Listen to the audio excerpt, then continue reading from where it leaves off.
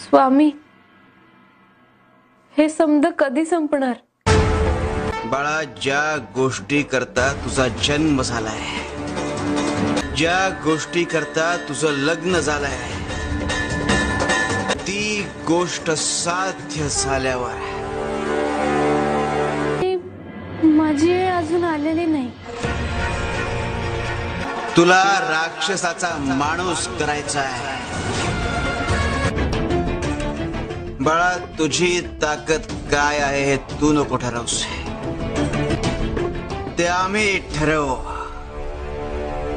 फक्त एक गोष्ट लक्षात ठेव, प्रवास लांबचा आहे,